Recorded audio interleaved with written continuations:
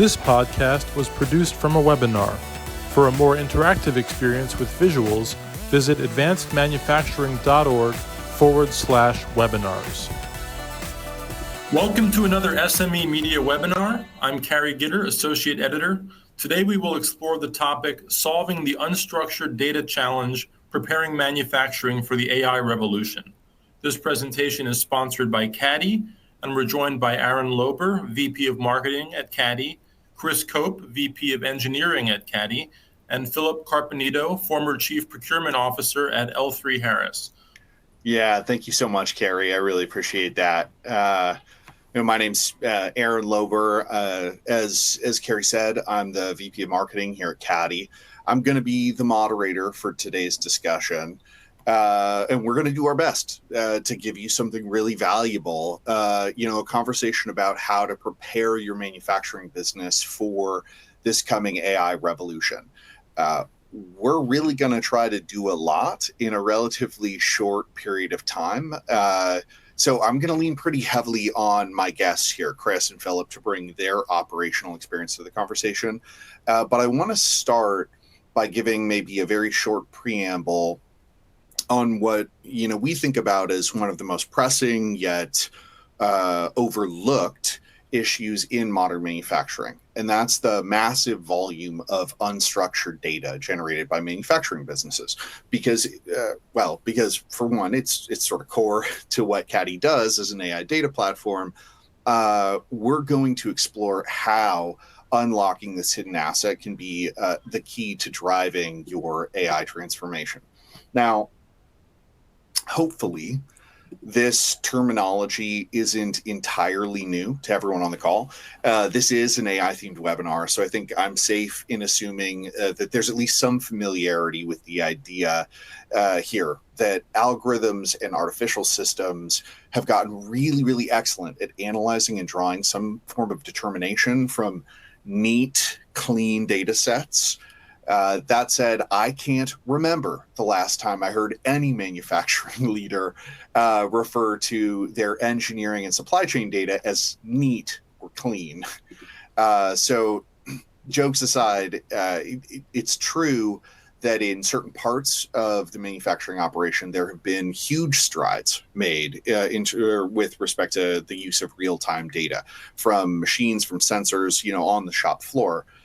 That said, there's also a significantly more consequential layer to any operations data.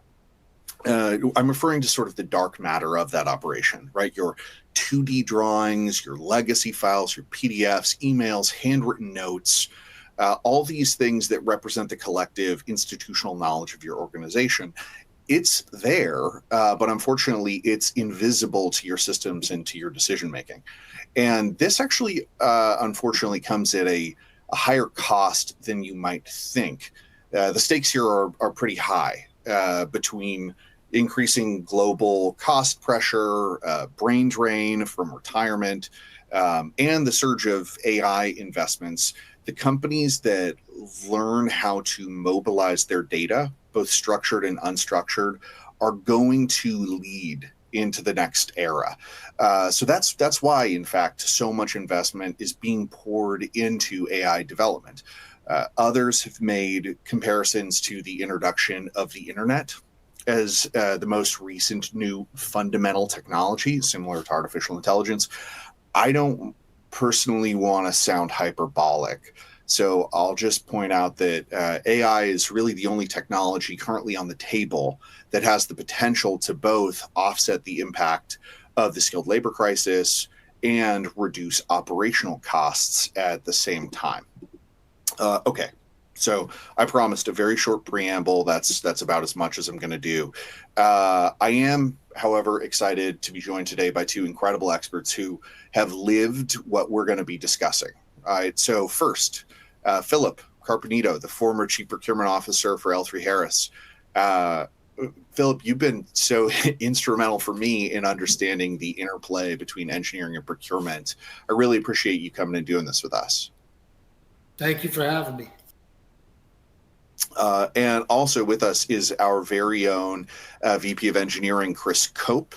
Now, you've worked, Chris, with Caddy for over a year. You've been helping us improve our technology strategy and our execution, and you've been leading security initiatives to support companies similar to L3 Harris, in fact. And you've spent maybe the better part of 20 years building AI and technology across numerous industries. So I'm also really excited for your expertise joining the conversation. Great to have you. Yeah, thanks, Aaron, and thanks, Philip. Okay, so before we get into discussion, I think what I want to set is maybe the frame for what we're going to be trying to move through in this time together. We're going to explore not just theory, but we're definitely going to be getting into some lived experience, maybe talk about some real use cases, and certainly some practical steps for better AI implementation. We'll do our best to cover all of these points in our time, sort of speaking and discussion. But I expect there will probably be some left over that we're going to have to dive deeper on during Q&A. So I hope everyone starts firing questions away in the chat. Because we really do want to, engage every aspect of the conversation that's interesting for y'all. Now, I'd be remiss if I didn't take a second to explain how we Caddy show up to this particular conversation. If you're unfamiliar with Caddy, we build tools that help manufacturers make sense of exactly this type of unstructured data that I was just discussing. But today's session is really not a product pitch. It's a strategic conversation about how we can move forward and sort of get the most out of the AI revolution. So if you are interested in what we do, we'll certainly share more at the end of our time together, how you can get in touch with us. And if you're interested in help solving some of your stickier AI implementation challenges, I really encourage you to reach out to us through our website. So that's, I think, enough of that. I really want to dive in and start this conversation. And I think the right place to do it is maybe turning to you, Chris, first, to have you sort of frame the discussion for us. So you've led technology teams in a lot of different industries. You now work with manufacturers on their data challenges. When you walk into a manufacturing company today, what are the frustrations or the bottlenecks that you hear expressed around unstructured data, tribal knowledge, if you will? What's the real day-to-day pain that the status quo is causing? Yeah, absolutely. Thanks, Aaron. So everywhere I go, I see this disconnect between, I think, leadership and the teams that are actually working with the data every day. I think if you're on the executive team, you see dashboards in the ERP, and you just assume that that means everyone has visibility as you dig deeper and deeper. They do not. Designs become these archaeological artifacts where an engineer opens up someone's design and they can see what it is, but they have no context as to why. And there's like two main issues. One, engineers are spending a lot of time searching for all this data to do their work. That can be soul-crushing work. It's not what they're supposed to do. It's not what they're trained to do.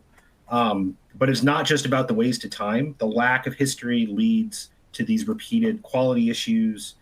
So if you don't have quality data, supplier data, performance data, and all the lessons learned that go back through all of the procurement, all of the quality, all of the post-shipping issues with customers, then you find yourself just making the same. You find the company making the same mistake over and over again. So supplier builds your part, they reproduce, and they end up reproducing the same quality issue you dealt with years earlier. We see this time and time at companies, and this gets this is more troublesome when you look at a lot of the manufacturers in the U.S. And basically, if you look at the sort of tenure or age pyramid of those employees, you have a lot of these companies are heavy with veteran engineers that are getting ready to retire. And when you lose someone who's been at the company for a while, you completely you're unable to connect that data. And so I think that is like really the core issue. that I see I would say just consistently across the companies we work with. There's so much in there, and I know we're going to end up circling back and touching a lot of it, but kind of summarizing the things that are jumping out: a lot of frustration around lack of data availability, a lot of risk associated with dependency on core employees who are very senior. It's kind of a scary paradigm right now, and I know I shared a slide a moment ago about the impact of the impact of inefficiency on cost, as well as the investment number in terms of dollars that's expected to go into AI over the next year. Well, 2026, it's a big number at 20 million for manufacturers. But you've really only, Chris, painted the engineering frame so far. Maybe a little bit of leadership too. I kind of want to pose this to you, Philip, because you've led procurement organizations, and obviously folks who are trying to operate the supply chain have very similar challenges in terms of access to data. So in procurement, how often did you find that sourcing decisions were depending on data that wasn't really easily accessible in the database? Yeah, so yes, I mean, it's similar to any other function within the supply chain: engineering, manufacturing, quality. Data is always very difficult to get. I worked in multiple Fortune 500 companies. I thought I'd walk in, press a button, and be able to get data. And most of the time, it's there. It's just not readily available. So installing a AI type of solution into any one of these types of issues is always going to be helpful.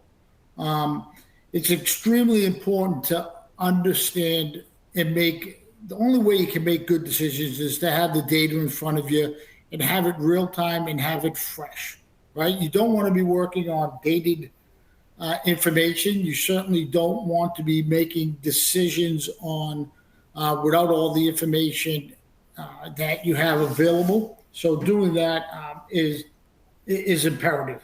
I mean, it's the cost of doing business and unleashing negotiations, RFQs, engineering drawings, all have to be done in unison in order to make it the best negotiation you have. But I'm going to give you a real life example of why having good data helps. So we all lived through the COVID period, or most of us on the phone, I think, lived through the COVID area. And I remember as running the supply chain, how disruptive the supply chain and supplier information was. We basically had to take all our design engineers off of projects to go in and look and pull out data that we needed to send to suppliers, to look for alternate parts, so on and so forth. Obviously, this affected our ability to build new parts. Also, it wasn't, it's not the sexy thing to do for design engineers. They want to be doing what they love, which is designing. And then from the sourcing side, we basically had our whole team doing nothing every day but pulling data and getting information. So to have all that information at your fingertips, or at least directionally correct, is so important to make good decisions. Don't get so caught up that it's not perfect. And I think we'll talk about that a little bit down the road. But at the same, what you want to do is be directionally correct. And having good data, having data that's changing all the time in a system where you can get it is certainly imperative. Yeah. Yeah, that makes perfect sense, and it definitely tracks with the earliest conversations you and I have had, mm-hmm. which is better information is going to lead to better outcomes. It's interesting to hear you talk about the way that your team was operating during COVID with this sort of all hands on deck. We got to find suppliers. We got to continue to produce as quickly as we can. Just because there's a supply chain disruption doesn't mean we can afford to have a slippage or a stoppage on the line. Mm-hmm. I hear that in the context of this other conversation that you and I have always historically had about the importance of engineering and supply chain collaboration, and how important it is for those two organizations to play in the same sandbox, and in fact for procurement to play a role further upstream. I think we'll end up touching that again a little bit later, but I think about that and I wonder, how possible or how impossible you think that is when procurement teams don't have easy access, or they're spending, as you put it, half their time or the majority of their time just looking for historical data points to help them do their job. Yeah, I think that's, it's twofold. It's both on both sides of the fence, both on engineering and on procurement, because what you need is some information for both teams to go and look for some type of solution, right? It's not just worrying about the procurement side of it, but it's also making sure you're meeting the specs, meeting the requirements, doing all that. So that collaboration to me is essential. And has to be done as early as possible, especially in the new product world in design. But even in the manufacturing world, listen, things happen today, from geopolitical issues to environmental issues, all going on around the world. That's changing on an hourly basis. And you need that information, and you need to be able to extract it quickly. Yeah.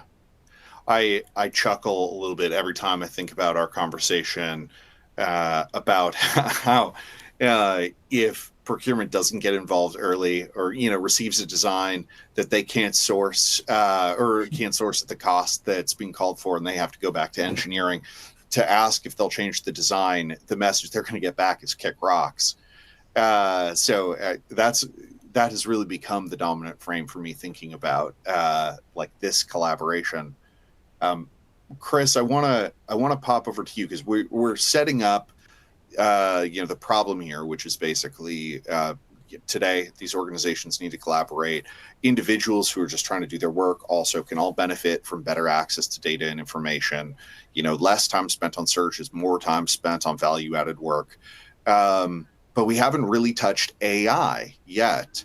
And I want to transition there now. There's a lot of hype around AI and what it can do for manufacturing.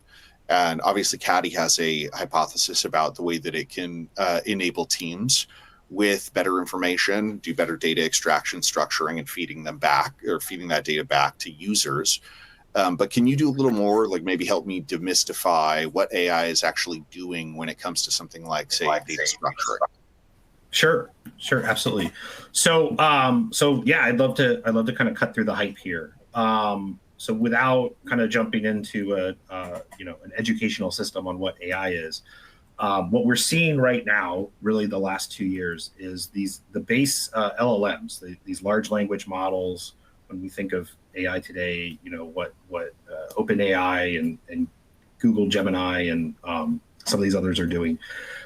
They're getting much better at predicting intent from language, right? Every month there's a newer version of a model that comes out that in the benchmarks is significantly better, measurably better than the other models before it. And they're so good that sometimes we're talking to we're talking to this LLM and we sense that there's real intelligence behind it.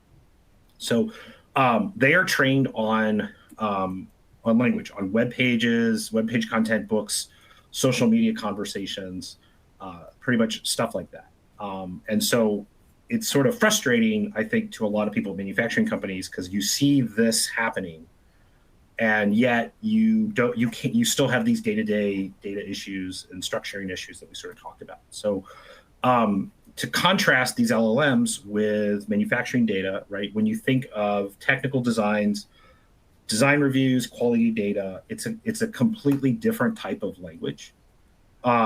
So manufacturing is very, very high context. It benefits from hundreds of years of this rich tradition. A technical drawing has a lot of welding symbols that don't exist anywhere else in the world in anything that an LLM is being trained on. The person that is building that technical drawing, which is here's a part that's going to do a thing, and I'm going to make a representation on a piece of paper, right? And usually digitally, but like it's the same sort of concept. That person has years of training, specialized training to do that. The person reading and interpreting that drawing also has, that's then going to build the part, also has years of training. And so this is like really you can't just take one and then you can't take these LLMs, which are great at doing all these different types of things in a type, it's sort of like a domain of data or different, and then have another domain of data where they can function.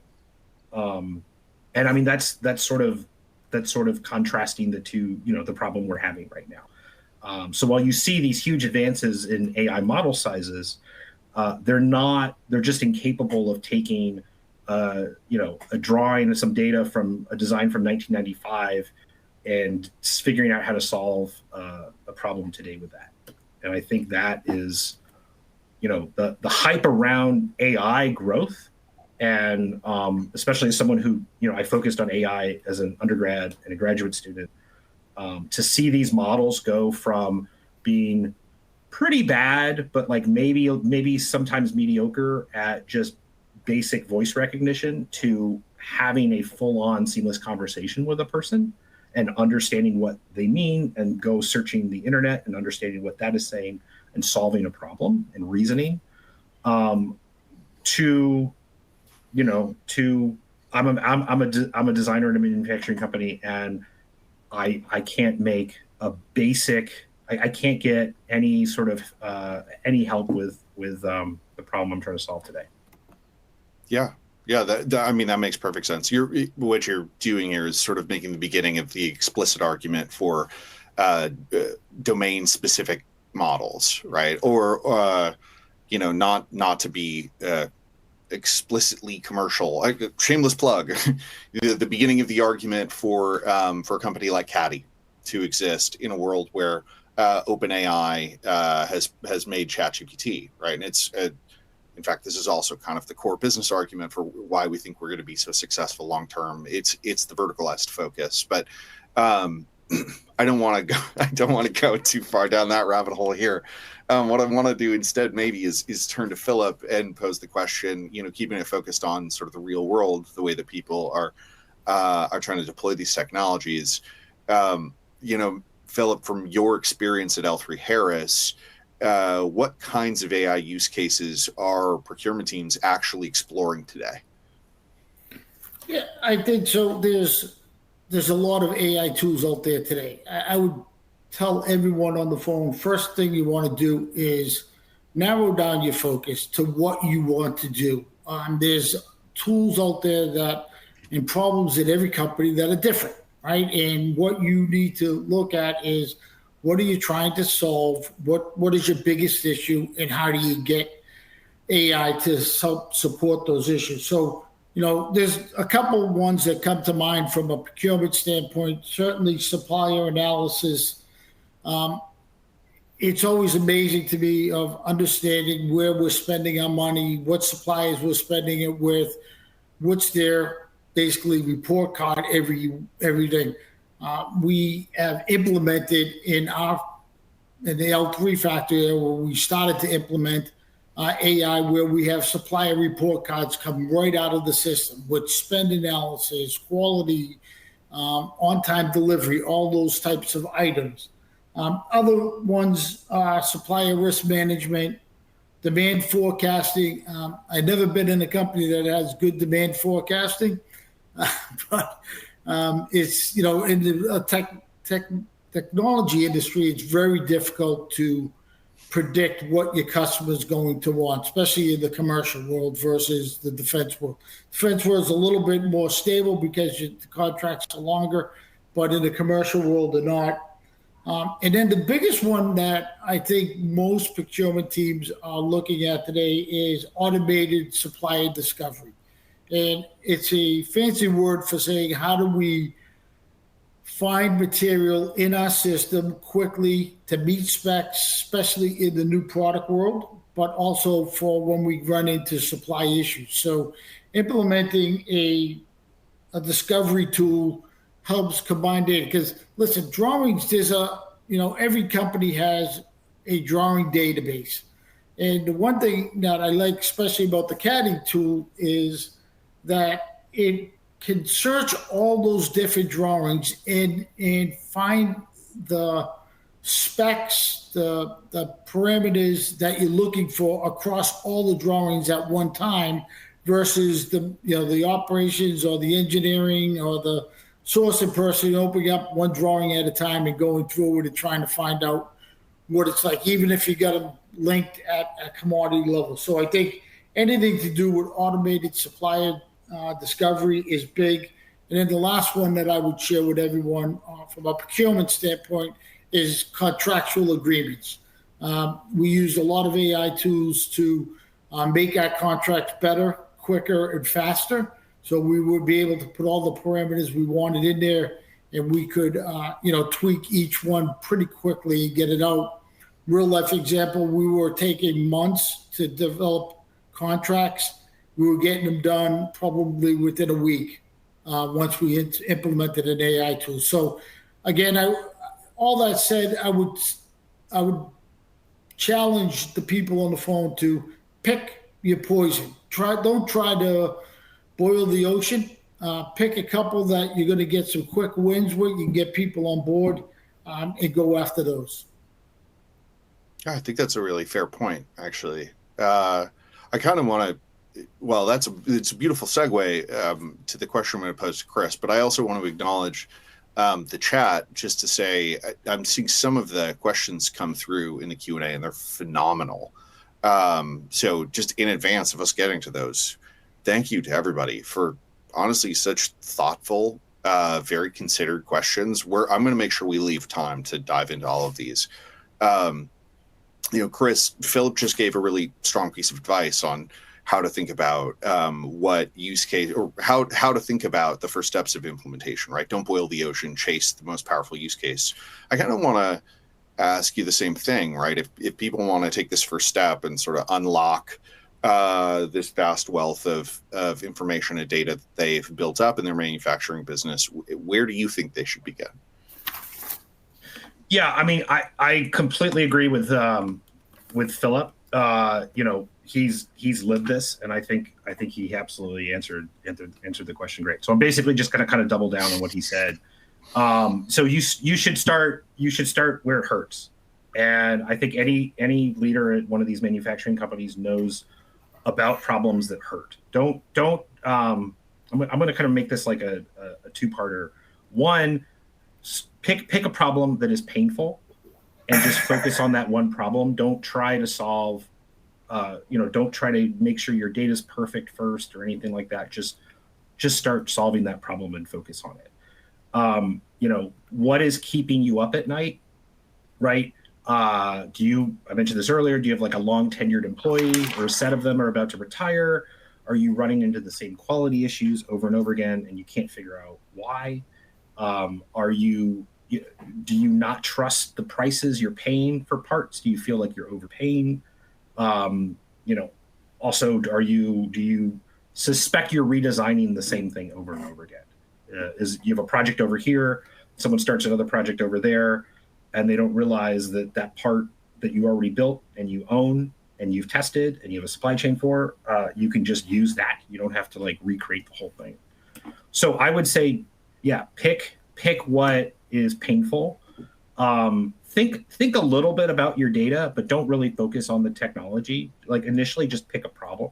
So it's very likely that where you're going to think that you're blind around some of this unstructured data, and you probably and you are from what we've talked about before. But just do what Philip said. Pick a problem that you think is really hard and just work at it. Don't come up with reasons to wait. Because you want to, add more systems of record or structure your data Yeah, that makes sense. I mean, there's a thing in there worth saying about don't let perfect be the enemy of good. Is sort of and I love this ethos of start doing. Decision paralysis is death. Philip, I'm wondering if you can help us sort of take like the next step. You gave a whole slew of really interesting answers about how procurement teams are thinking about deploying AI. I'm wondering if you could also maybe share sort of a real world example around how that access to data is helping with decision making, and in doing that has led to things like costs or cost down opportunities, time savings, any other major KPI like that in procurement. Yeah, I think the best example is one that I touched on a little bit earlier in the presentation, is around new product introduction.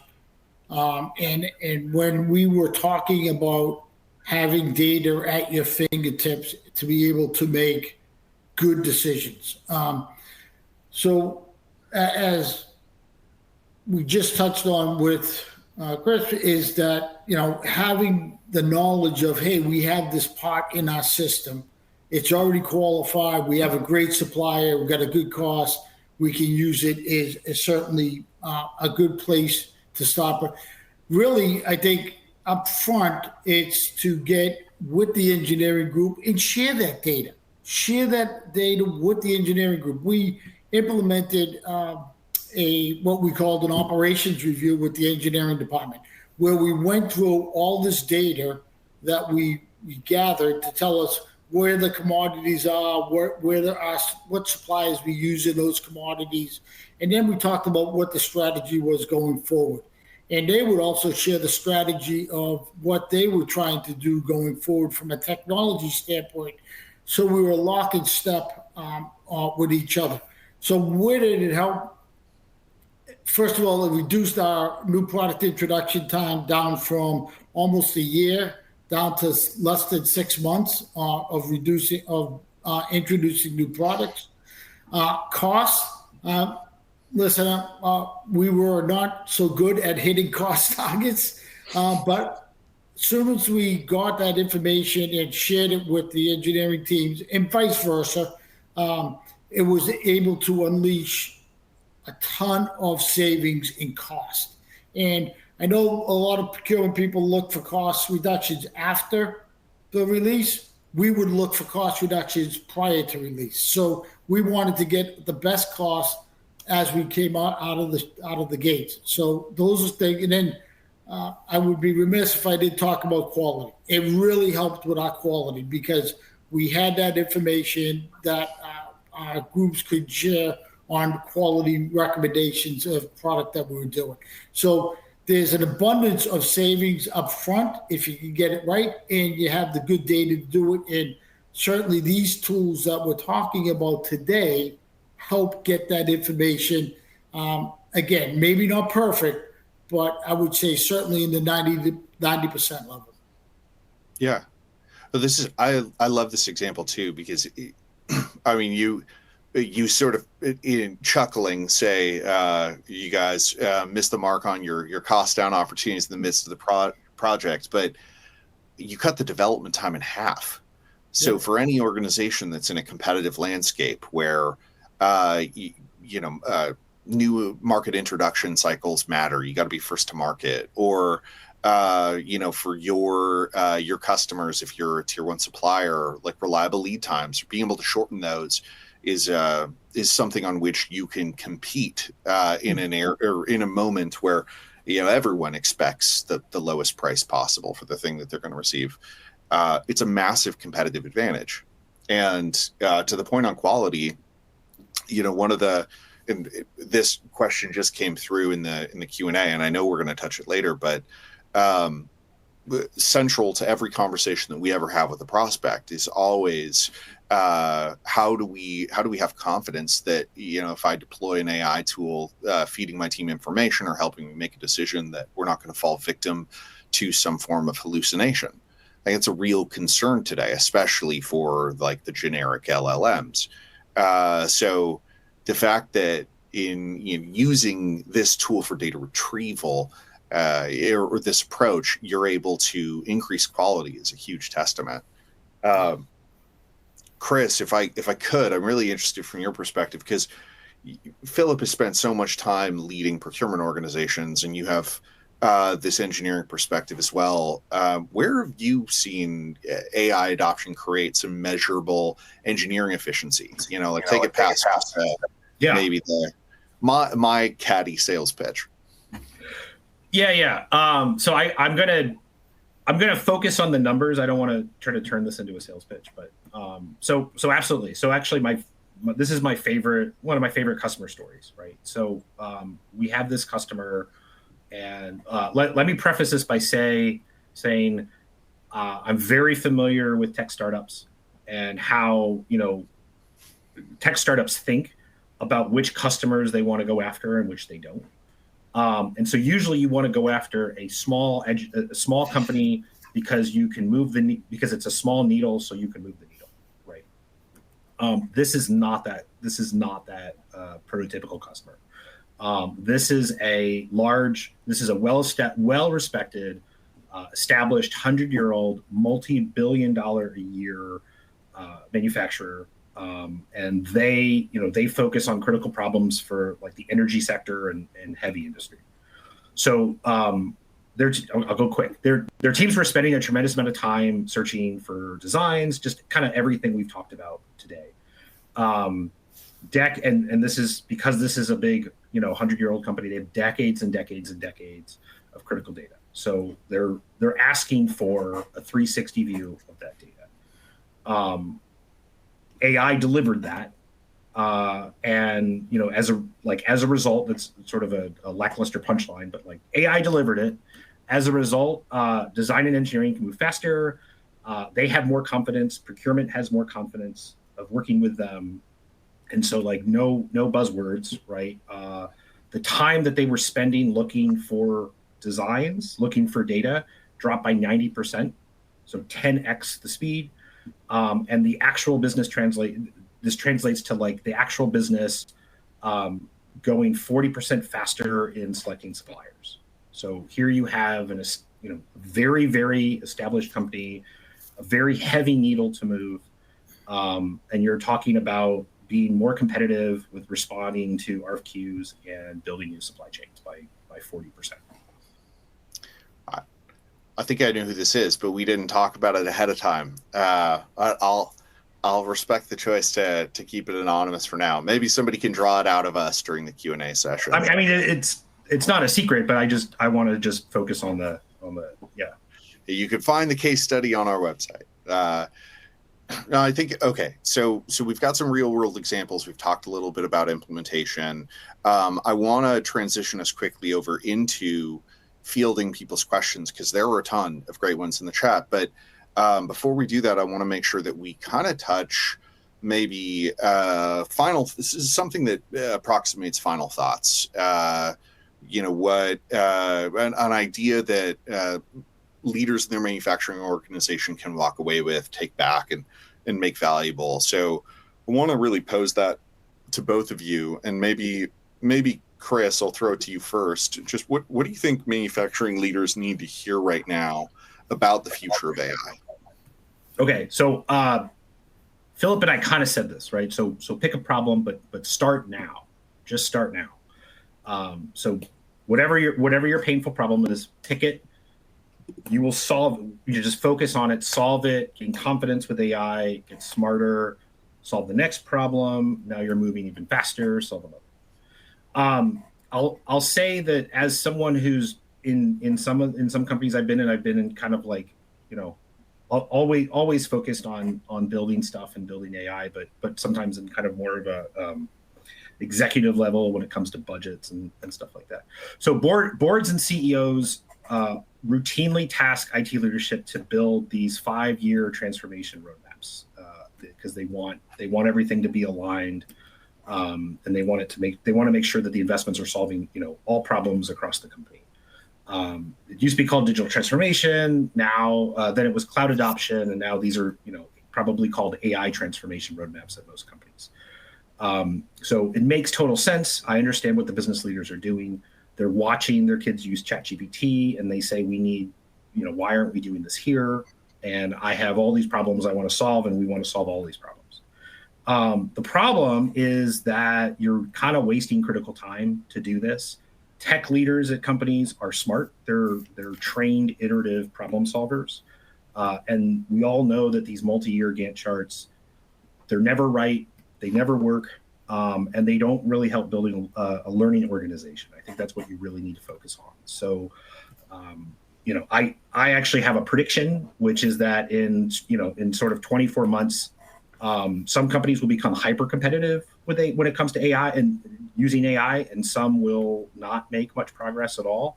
And I think it's the teams that today are just getting their hands dirty, that they're learning what works, they're trying things, they're learning what doesn't work.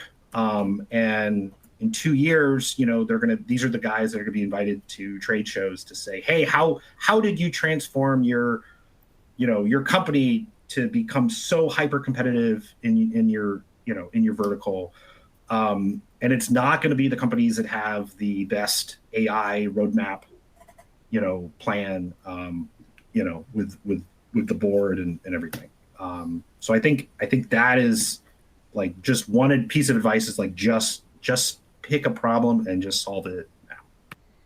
Yeah, that's well said. Experiment, get your hands dirty. Philip, can I reflect the same question to you? Do you have a piece of advice for a leader that's maybe preparing their organization for the AI era? Yeah, listen, Chris just did a great job of summing a lot of it up, right? And I'm not going to try to reiterate what Chris said because I agree with it all. In addition to that, I would say, do it now. AI is here. It's going to stay here. You're going to have to do it sooner or later. You might as well jump in now, be in the front runner of doing it. I would also encourage the leaders to let the people understand the why. Why are we doing this? It's not because we're looking to reduce workforce. We're looking to unlock areas where we can gain real revenue growth and build the business. So make sure that the associates understand why you're implementing an AI solution, how you do AI. I would also say, don't try to recreate the world. There's a lot of good AI companies out there that have already been down the voyage for a good amount of time that can help you do it. So I know that, especially in the large corporate world, it's somewhat difficult to get a lot of internal resources to help you develop these. I would say just the opposite. Go outside, find someone that you can partner with, and get off to a quicker start. Build a cross-functional team of AI experts in your company. Make sure there's someone from all functions that are on this team. So as you implement it, you get buy-in from the bigger groups, not just a single group. So, in closing, we all want to be on a winning team, and we all want to have, be able to say that we're moving the company forward. AI is definitely a tool in your tool belt that's missing today in most companies. By putting it in their tool belt, you're going to make your people better. They're going to feel better. They're going to start being more productive. It's like any other technology. There is a change agent here that you got to get through. Don't be nervous about getting through that change agent, because once people understand the power of AI in helping them solve problems, it'll go a long way. Yeah, I think that's a great point as well. There are so many good questions in the Q&A here. I think I'm clocking like 17, 18 questions. I want to start with one that really struck me. Chris, I feel like this is the perfect question for you, and this is from Brian Rivas. What is Caddy doing to help partnering companies or clients implement manufacturing AI models while keeping said companies or clients' information proprietary? And the qualification is, to my understanding, most manufacturing companies are building AI platforms in-house. I saw this and thought if you came across it, you must just be salivating. Yeah, that's a really good question, and that's really relevant. I think that's really relevant when we're talking about, AI specific to manufacturing too. And I talked a little bit about the difference between like the way LLMs are trained and I wasn't trying to say like this is how Caddy does it, but there's a difference between having an LLM that's trained on everything and it's generative. The responses are generative and sort of what we're doing. So basically, there's like what you should and shouldn't do, right? So if we were to take a company's manufacturing designs as training data and try to train not an LLM because it can't really understand that, but some kind of generative AI model on that, you immediately start having problems because you're talking about, and there's actually just a big lawsuit. I don't want to go into the details, but there's a really big lawsuit in the news about this, setting a precedent about AI and what they can train on. So generative AI, you train on a bunch of intellectual property, and then it starts generating stuff, maybe generating design ideas. And of course, it's using that intellectual property for generating. So that is, I think, something people are concerned about. But it's not what you should do. When we are training, when we're training what are effectively like, you can think about like an OCR model, but specific for manufacturing. So that high context about the person who's creating the drawing, the high context about the person who's trained to interpret the drawing, to have interpretation where you're not generative. So you can train in a way that you're not going to generate and sort of expose this highly valuable intellectual property. And you can, think about maybe in the future connecting those models to generative models, but such that there's no predictions, there's no generative predictions being made by the models you're training on customer data. There's other things. There's other things that you can do in the future. You can start trying to train models on only a customer's data, and only the customer uses that model. For generative stuff, that makes sense. But for the disadvantages for some of this like OCR stuff or interpretive models is that you're missing a lot of really good training data to make that model better and better and better for the customers. So hopefully that wasn't too into the weeds. But that's a good question, and that's also why I don't think you can have an open AI start to train on manufacturing data, because the data they'll be training on is people's intellectual property.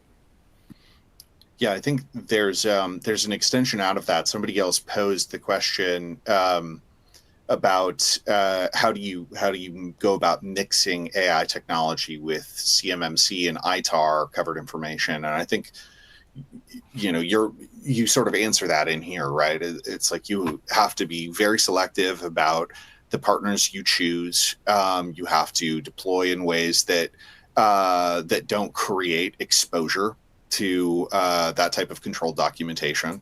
The partner matters a lot. I don't know if there's anything more you want to say there. I really like what Philip said at the end about find someone who knows what they're. I think he said find someone who knows what they're doing. So don't treat AI differently than anything else. It's if you're going to hire a company to redo the electrical work in your factory, you're going to find someone who has done this before and hasn't been in business for 6 months. You're going to want to know that they've solved the same problem for other people or for other organizations that seem like your organization, and you're going to want to talk to their reference customers. So that I a lot of times with all this hype, and I don't think the hype is completely I think I'm very excited about all the advances, but I think with the hype, business leaders might start forgetting that they're trying to solve a specific problem and try to find people to solve that problem. And there's a lot of companies out there, sort of either taking their cloud adoption sign and flipping it over and saying, now we do AI, or there's companies that are just promising vague transformation and have not done this before. Yeah, that's a really fair point. there's another question in here that I saw and that I really liked. And this is thank you, Andy Wells, for this one. Harkening back a little bit to the discussion about design intent, but his question was, the example situations that we had raised were really focused on determining undocumented design intent. I know we've talked about more than just that, but I like that one. And Andy rightly points out that a lot of that is contained within documentation, but it's not likely to always be electronic, right? So red line drawings, design notes, equations, maybe that lives in someone's design notebook, or it's just contained in someone's head. And I love that point, right? And yes, we can capture and aggregate data from the PLM, CAD, CAM, ECO, ERP, et cetera. But how do we actually get at design intent? And I can only answer this, or I think I would answer this from the CADI perspective. And I can just talk about how we've worked with companies in the past to do this. That journey starts with digitization. So when we're starting these engagements, the very first thing that we're doing is working to identify all the pieces of documentation that are relevant to the organization and creating these artifacts in a digital format. So, even if that means taking hundreds of thousands of drawings and having them digitally scanned and input into our system. But once we do that, one of the things that has always made us great is that we are actually, in fact, incredibly efficient at extracting things that are non-standard. So your design notes, scribbled in the margins of a manufacturing drawing from 10 years ago, we're still picking that up and adding that into the data model. So in fact, it's one of the things that made CADI really shine in my early days here. And then that is, of course, layered on top of all of the information that's extracted from the PLM, PDM, CAD, et cetera. So it's a great question. How do you then really get at the institutional knowledge locked in someone's head? And the answer there is really that's about the future of our product roadmap. Every day we're working on expanding the functionality, presenting a newer and better user interface that encourages people to take more of their work process into CADI itself. So, if you want to make design notes on a drawing today, you can do that. But obviously it's exciting times. There's a lot more for us to do. I know we're approaching the end of time, but I didn't want to miss the opportunity to pose this question to Philip. This is also from Brian Rivas. A little open-ended, but Philip, what do you think the next decade will look like with AI being deployed in manufacturing? I think it's going to be exciting. I think it's going to be really a tool that will help us be much more competitive. I'll say us being the U.S. being much more competitive in the world, in the manufacturing space. I mean, listen, we all spend a lot of time in the manufacturing space, and we all touch it in different ways. But AI is going to help us get better at what we do. And again, I go back to my point of not eliminating jobs, but changing people's jobs to become more efficient and more effective. So I think in the next decade, AI is going to be similar to the internet. It's going to be the next generation of real change in the manufacturing world. Being able to, develop new processes, be able to present data better, understand, it's even like should cost modeling, right? AI will learn how we want to design products, how we want to do it, and what the cost should be. All those tools will be available. I think it's an exciting time for people to get on board. And again, I go back to one of the things. Don't be scared of it. Embrace it. Move on. Get on the bus right now, because if not, you're going to be well behind in the future. Yeah, I couldn't have said it better myself. Yeah. Well, I know we're just a minute over time, so I would be remiss if I didn't take a second to say thank you to SME for setting this up for us. Also, for all the folks who asked questions that we didn't get to, John, Sergio, Prakashan, much appreciated. We'll do our best to answer all of those in a follow-up email to everyone. I really want to say again, I'm super impressed by the thoughtfulness in the Q&A. Thank you so much, everybody who took the time to do this with us. And I hope you'll sign up for the next webinar we have on the calendar with SME coming just a couple of months out. But yeah, again, to Philip and Chris as well, thank you guys so much. This was a great discussion. You both bring so much to the table. And I couldn't imagine doing this type of webinar, discussing this topic with two more informed, smart guys. Thanks for having us, buddy. Pleasure was all ours. Yeah, Philip, it was awesome to talk with you. Thanks, Aaron. Thanks, SME. Great. Well, thank you guys. I want to express gratitude to Aaron and Chris from Caddy and to Philip for joining us today and for sharing such an insightful presentation on this very timely topic in the industry. And I also want to thank our attendees for your participation and your fantastic questions. We hope you found this content as valuable as we did and that you'll join us again soon. Until then, remember that SME and SME Media are here to help you stay up to date on all things manufacturing. And you can find links to podcasts, webinars, publications, and news by visiting us at advancedmanufacturing.org. Thank you so much.